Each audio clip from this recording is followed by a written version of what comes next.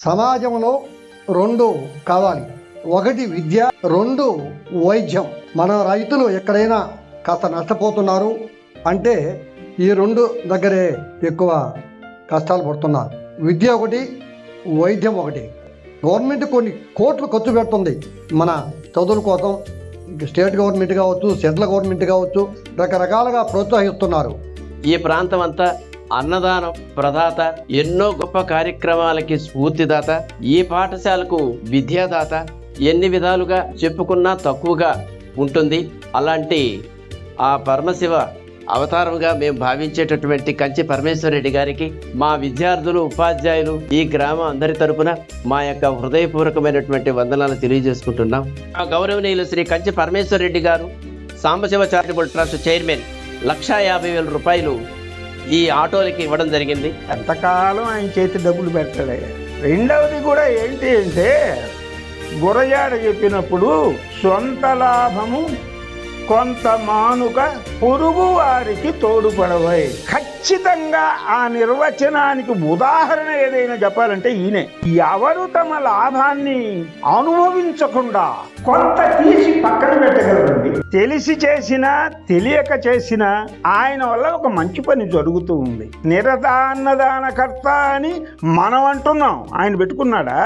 ఈ కిరీటం కావాలా, ఈ కీర్తి నాకు రావాలా అని అన్నం పెడుతున్నారా? ఆకలి వాళ్ళకి అన్నం పెడదలుచుకుంటూ హాస్పిటల్లో మధ్యాహ్నం ఇబ్బంది పడిపోతున్నారు జనాలు. వాళ్ళు మధ్యాహ్నం అంత అన్నం తింటే బాగుంటుంది అని పెడుతున్నారు. కాబట్టి ఎవరు కూడా కిరీటాన్ని పొందాలని కానీ కీర్తిని పొందాలని కానీ మంచి వాళ్ళు ఆయా పనులు చెయ్యరు. మొన్న గుడి ఓపెనింగ్ వచ్చిన రోజు అన్నని విశిష్ట అతిథిగా పైకి పిలిచాను. నేనేం చేశాను, నన్ను పిలిచావని క్వశ్చన్ చేశాడు. నువ్వు ఏం చేసావో మా గ్రామస్తులందరికీ తెలుసు, మా 4 ఏళ్ల పిల్లలు చదువుకునే పిల్లలకి తెలుసన్నా. మీరు ఏదైనా చేస్తారు, అందుకు కాదు మీరు మా గ్రామానికి రావటం మాకు అదృష్టం అని సత్కరించడం జరిగింది.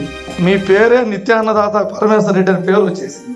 కాబట్టి ఆ కొత్త బడిలో మీ పేరు మీద ఒక భోజన వసతి, రేకుల షెడ్డే, మన స్లాబ్ కాదన్నా, అది కానీ వేయించగలిగితే అది మల్టీపర్పస్గా భోజనం చేసేదానికి, పిల్లలకి ఇట్లాంటి చిన్న మీటింగులు పెట్టుకునేదానికి అన్నిటికి కూడా పనికొస్తుందన్నా. అది మా గ్రామస్తులందరి కోరిక తీరుస్తారని మేము కోరుకుంటున్నాం. చేతులు ఇస్తారో వాళ్ళ పేరు రాసుకోండి. మీరు నా చేతులతోటి మండలం పక్షతితో మీరు పైకి రావాలంటే, పైన సీట్లు కావాలంటే మీకు ఇంకా 10th నుంచి తర్వాత 6 సంవత్సరాలే మీకు టైం. 6-7 సంవత్సరాలు చదివితే లైఫ్ 60 సంవత్సరాల వరకు మీరు రాజాల మాదిరి బతుకుతారు. 10th నుంచి గోల్ పెట్టుకోండి. 10th 1 సంవత్సరం, ఇంటర్ 2 సంవత్సరాలు, తర్వాత బీటెక్ పోతే 4 సంవత్సరాలు, పొద్దు డాక్టర్ కాకపోతే ఇంకో 2 సంవత్సరాలు కష్టం. ఈ 6-7 సంవత్సరాలు మీరు మనసు పెట్టి కానీ చదివితే మీరు 100% మంచి వాళ్ళకి పోతారు. మనం ఇంత డబ్బులు ఎందుకు ఖర్చు పెడుతున్నాం? మాకు చిన్న స్వార్థం ఉంది, గుర్తుపెట్టుకోండి. మీకు ఏదో ఆయన డబ్బులు ఇస్తున్నాడు, మేము తీసుకుందామని. మీరందరూ పై స్థానాలకు పోయి మన గ్రామంలో, ఏ గ్రామంలో, అది ఎడవలి కావచ్చు, ఎడవలి వాళ్ళు, ఇంకో ఊరికి పోతే రావులకోళ్ళు ఎక్కువ ఉండొచ్చు. మీరందరూ పై స్థానానికి పోయిన తర్వాత మళ్ళా తిరిగి మన గ్రామాలకు వచ్చి మా మధ్యలో మీరు తర్వాత పడవాళ్ళకి మీరు అలాంటి సహాయాలు చేయాలి. మీకోసం, మీకే సంబంధం లేని వ్యక్తులు వీళ్ళందరూ మీకోసం ఇంత ప్రేమ మీ మీద చూపించి, మీ యొక్క డెవలప్మెంట్ కోసం, మీ అభివృద్ధి కోసం ఇంతమంది మేము చేతులు వస్తున్నామంటే మీరు ఒక ఛాలెంజ్గా తీసుకోండి. జీవితాన్ని ఏది తేలిగ్గా రాదు, కోరుకుంటే రాదు, కష్టపడాలి. కోరికతోటి పట్టుదల ఉండాలి, పట్టుదలతోటి క్రమశిక్షణ ఉండాలి. మీ గోల్ పూర్తయ్యేంత వరకు, మీరు లైఫ్ సెటిల్ అయిపోయేంత వరకు వివిధ రకాలమైన మీరు చెడు అలవాట్లకు కానీ ఫోన్లకు కానీ మీరు పోవద్దు. ఎందుకంటే లైఫ్ సెటిల్ చేసేది 6 సంవత్సరాలు, మర్చిపోవద్దు, మీరు గుర్తుపెట్టుకొని అందరూ. కాబట్టి ఇదంతా మనం ఏదైతే మీకోసం మేము పోటుపడుతున్నామో, ఉపాధ్యాయులు కావచ్చు, మీ తల్లిదండ్రులు మీకోసం ఎంతో కష్టాలు పడుతున్నారు. 1 ఎకరాల పొలం ఉన్న వ్యక్తి రాత్రులు పొగులు వాళ్ళు ఏదో పనిచేసి మీకో చదివిస్తున్నారు. ఆ కష్టాన్ని మనం మర్చిపోకూడదు. ఆ కష్టం జీవితాంతం ఉండాలి. ఇప్పుడే కాదు, మీరు ఎక్కడ ఏ స్థాయికి పోయినా తల్లిదండ్రులు మీ మీద చూపించిన ప్రేమ ఎప్పటికీ మర్చిపోకూడదు. అలాగే మన గ్రామం, మన స్కూలు, మన రాష్ట్రం, మన దేశం. ఎందుకంటే నేటిని మనం మిస్ కాకూడదు. మిస్ అయితే మనకి జీవితం ఉండదు. అనుకున్న దాన్ని సాధించాలంటే పవిత్రమైన మనసు ఉండాలి. పట్టుదల లేకుండా ఎవరూ సక్సెస్ కాలేరు జీవితంలో. నేను ఈ ట్రస్ట్ గురించి చెప్తున్నాను. ఒక చిన్న ఉదాహరణ. 20 సంవత్సరాల క్రితం నేను అనుకున్నాను, దానికోసంగా 20 సంవత్సరాల వ్యాపారాలు చేసి డెవలప్ చేసి పైకి వచ్చాను. 20 సంవత్సరాల తర్వాత మళ్ళీ ఆత్మకూరుకు వచ్చి నేను ట్రస్ట్ పెట్టి పనిచేస్తున్నా. అంటే 2005లో ఇది నా మనసులో స్టార్ట్ అయింది. అంటే 20 దాదాపు 18 సంవత్సరాలు దీనికోసం పోరాటం చేశాను, పట్టుదల పెంచుకున్నాను, ఈరోజు ట్రస్ట్ పెట్టాను. మన వ్యాధి మనం చెప్పకపోతే డాక్టర్ మెడిసిన్ ఇవ్వలేడు. అలాగే వాళ్ళ యొక్క సైకాలజీ వాళ్ళకి అర్థమైతే వాళ్ళు చెప్పేదానికి ఈజీ అవుద్ది ఎప్పుడైనా సరే. కాబట్టి ఈ యొక్క అవకాశం మాకు ఇచ్చిన ప్రతి ఒక్కరికి పేరు పేరున ధన్యవాదాలు తెలియజేస్తూ, ముఖ్యంగా నాకు ఈ వీరబ్రహ్మచారి గారు ఈ భగవద్గీత పుస్తకాలు 9 ఇచ్చినందుకు పాదాభం ఉందన నారంపేట, నాగలపోడు, అలాగే ఎడవల్లి, రావలకొల్లు, అల్లీపురం ఇక్కడి నుంచి వచ్చిన ప్రతి ఒక్కరికి పేరు పేరున నా యొక్క హృదయపూర్వక ధన్యవాదాలు తెలియజేస్తున్నాను.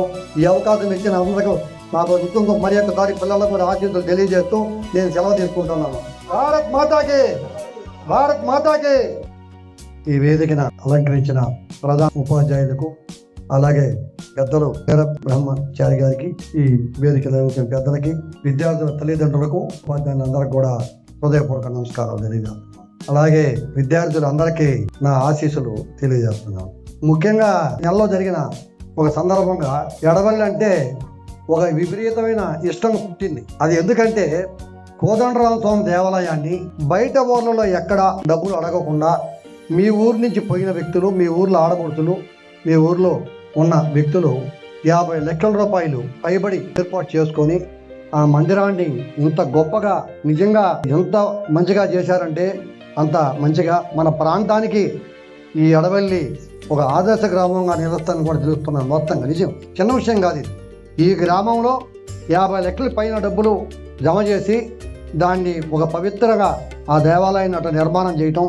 ముఖ్యంగా సమాజంలో 2 కావాలి, 1 విద్య, 2 వైద్యం. మన రైతులు ఎక్కడైనా తక్కువ కష్టాలు పడుతున్నారు. విద్య 1, వైద్యం 1. విద్య ఏదైతే ప్రభుత్వ పాఠశాలలు ఉన్నాయో, పాఠశాలలో మేధావులమైన ఉపాధ్యాయులు ఉంటారు. గవర్నమెంట్ స్కూల్కి పోయే వాళ్ళంతా పేదవాళ్ళని, ప్రైవేట్ స్కూల్కి పోయే వాళ్ళంతా ఎంతో కొంత ఉన్నవాళ్ళని అట్లా అనుకుంటారని ఒక భ్రమలో కొంతమంది పేరెంట్స్ ఆ పొరపాటు చేస్తున్నారు. కానీ అది కాదు. ఈ సంవత్సరంలో, ఈ 26-27 సంవత్సరంలో ప్రైవేట్ స్కూల్స్ నుంచి స్టేట్ మొత్తం మీద 1,00,000కి పై మన చేంజ్ అయ్యారు స్టూడెంట్స్. ఈ సంవత్సరం 26-27 సంవత్సరంలో 1,00,000 మంది గవర్నమెంట్ స్కూల్లో ఎక్కువ చేర్చడం జరిగింది. అంటే అభివృద్ధి చేస్తుంది గవర్నమెంట్. ఆ ప్రభుత్వం కావచ్చు, ఈ ప్రభుత్వం కావచ్చు, ఏ ప్రభుత్వం అయినా అభివృద్ధి స్కూల్స్ మీద ఒక ప్రత్యేకమైన దృష్టి పెట్టింది. అయితే ఇది ప్రభుత్వం బాధ్యత ఒకటే కాదు, మన బాధ్యత కూడా కొంత ఉండాలి. పిల్లలు చదవాలి అంటే మన బాధ్యత కూడా ఉండాలి. పేరెంట్స్ ఏం చేయాలి?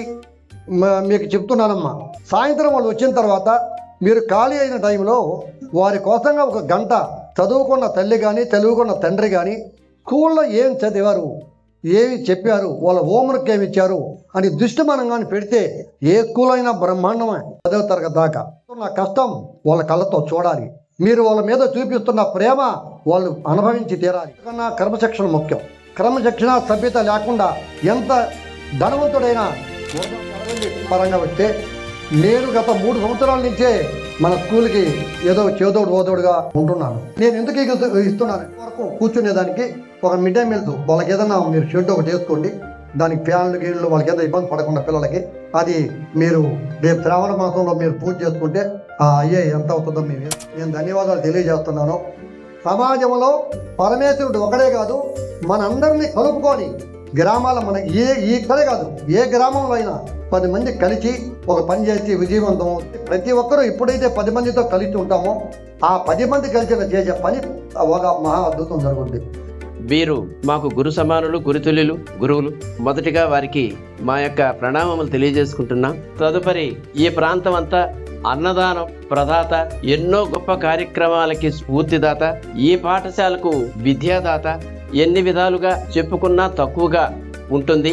అలాంటి ఆ పరమశివ అవతారముగా మేము భావించేటటువంటి కంచి పరమేశ్వరరెడ్డి గారికి, మా విద్యార్థులు, ఉపాధ్యాయులు, ఈ గ్రామం అందరి తరపున మా యొక్క హృదయపూర్వకమైనటువంటి వందనాలు తెలియజేసుకుంటున్నాం. పురమ యొక్క హితమును కోరుకునే పురోహితులు, ఈ బృందం, ఈ ఉపాధ్యాయ బృందం యొక్క కృషి, ఈ కృషి వెనక ఈ అందరి మహనీయుల యొక్క సహాయ సహకారాలతోనే ఈ 100% రిజల్ట్ పొందడానికి వీలైందని తెలియజేసుకుంటున్నా. ఇక్కడ ఈ పాఠశాల 100% రిజల్ట్ పొందడానికి, విద్యార్థులు సకాలంలో పాఠశాలకి రావడానికి ఆటోలో వచ్చి ఏ టైంలో ఉంటే ఆ టైంలో, ఎందుకు బస్సుల్లో మిగతా సందర్భాలు అయితే వీలు పడదు. స్టడీ క్లాసులు తీసుకుంటున్న సందర్భంలో ఉదయం 7:30 కంటే ఆటో 7 గంటలకి వచ్చేస్తుంది. సాయంత్రం స్టడీ అయిపోయిన తర్వాత ఆటో తీసుకెళ్తుంది. ఆ సౌకర్యం ఆటోల వలన చాలా లాభపడ్డాం. ఆ ఆటోలకి ఈ పాఠశాల అభివృద్ధికి తోడ్పడినటువంటి ఈ దాతల పేర్లని ఒక్కసారి చదువుతాను వినండి. గౌరవనీయులు శ్రీ కంచి పరమేశ్వర్ రెడ్డి గారు, సాంబశివ చారిటబుల్ ట్రస్ట్ చైర్మన్, 1,50,000 రూపాయలు ఈ ఆటోలకి ఇవ్వడం జరిగింది. ఇంతకాలం ఆయన చేతి డబ్బులు పెట్టాడు. రెండవది కూడా ఏంటి అంటే, గురజాడ చెప్పినప్పుడు సొంత లాభము కొంత మానుక పొరుగు వారికి తోడుపడవై. ఖచ్చితంగా ఆ నిర్వచనానికి ఉదాహరణ ఏదైనా చెప్పాలంటే ఈయనే. ఎవరు తమ లాభాన్ని అనుభవించకుండా కొంత తీసి పక్కన పెట్టగలరండి? తెలిసి చేసినా తెలియక చేసినా ఆయన వల్ల ఒక మంచి పని జరుగుతూ ఉంది. పేరు సంగతి పక్కన పెట్టండి. మనం మంచి పని చేస్తూ ఉంటే మంచి పేరు వస్తుంది, చెడు పని చేస్తూ ఉంటే చెడు పేరు వస్తుంది. నిరతాన్నదానకర్త అని మనం అంటున్నాం, ఆయన పెట్టుకున్నాడా? ఈ కిరీటం కావాలా, ఈ కీర్తి నాకు రావాలా అని అన్నం పెడుతున్నారా? ఆకలి వాళ్ళకి అన్నం పెట్టదలుచుకుంటూ హాస్పిటల్లో మధ్యాహ్నం ఇబ్బంది పడిపోతున్నారు జనాలు. వాళ్ళు మధ్యాహ్నం అంత అన్నం తింటే బాగుంటుంది అని పెడుతున్నారు. కాబట్టి ఎవరు కూడా కిరీటాన్ని పొందాలని కానీ కీర్తిని పొందాలని కానీ మంచి వాళ్ళు ఆయా పనులు చెయ్యరు. ఇంతటితో ముగిస్తానయ్యా. మా వంతుగా మేమేదో కొంచెం సహాయం చేస్తున్నాము. అదేవిధంగా ఈ సంవత్సరం ఇంకా విద్యార్థులు కూడా ఎక్కువైపోయారు. అన్నట్టు లాస్ట్ ఇయర్ 3 లక్షలు అయితే ఈ సంవత్సరం 4 లక్షలు దాటుతుంది. సో దానికి కూడా పరమేశ్వర్ రెడ్డి గారు నిన్న ఈవినింగ్ పోయి కలిసి వచ్చాం. అన్న మీరు రావాలని, నేను వస్తానే, మీకోసం వచ్చింది హైదరాబాద్ నుంచి, మేము తప్పకుండా వస్తాంటే మీకు ఎంత కావాలో చెప్పండి, మీరు పెట్టండి, మీ వెనక నేనున్నా. మీరేం 4 సార్లు చెప్పాడు అదే మాట. నరేంద్ర నువ్వు భయపడవాకు, నేనున్నా వెనక, మీరు పెట్టండి, ఇదో ఈసారి నేను ఇది ఇస్తాను, మీకు ఎంత అవసరమే నేనున్నాను. చాలా నిజంగా గర్వించదగ్గ విషయం. పరమేశ్వర రెడ్డి గారిని సభాముఖంగా అంటే మొన్న మాట ఇచ్చారు నాకు. మొన్న గుడి ఓపెనింగ్ వచ్చిన రోజు అన్నని విశిష్ట అతిథిగా పైకి పిలిచాను. నేనేం చేశాను నన్ను పిలిచామని క్వశ్చన్ చేశాడు. నువ్వు ఏం చేసావో మా గ్రామస్తులందరికీ తెలుసు, మా 4 ఊళ్ళ పిల్లలు చదువుకునే పిల్లలకి తెలుసన్నా. మీరు ఏదైనా చేస్తారు, అందుకు కాదు మీరు మా గ్రామానికి రావటం మాకు అదృష్టం అని సత్కరించడం జరిగింది. ఆ రోజు ఆయన అన్నారు, నేను ఏదైనా ఇంకొక మంచి పని చేయాలి, ఈ ఆటోతో వీటితో లింకు లేదు, దాని పాటిగా జరగనివ్వండి, నేను ఏదో ఒక పని మీ గ్రామానికి నేను చెయ్యాలా, అది ఏదన్నా మంచిది ఆలోచన చేసి చెప్పమని కోరడం జరిగిందన్న. మీ పేరే నిత్యాన్నదాత పరమేశ్వర రెడ్డి అని పేరు వచ్చేసింది. కాబట్టి ఆ కొత్త బడిలో మీ పేరు మీద ఒక భోజన వసతి రేకుల షెడ్డే, మన స్లాబ్ కాదన్నా, అది కానీ వేయించగలిగితే అది మల్టీపర్పస్గా భోజనం చేసేదానికి, పిల్లలకి ఇట్లాంటి చిన్న మీటింగులు పెట్టుకునేదానికి అన్నిటికి కూడా పనికొస్తుందన్న. అది మా గ్రామస్తులందరి కోరిక. కాబట్టి దాన్ని మీరు తప్పగా తీరుస్తారని మేము కోరుకుంటున్నాం.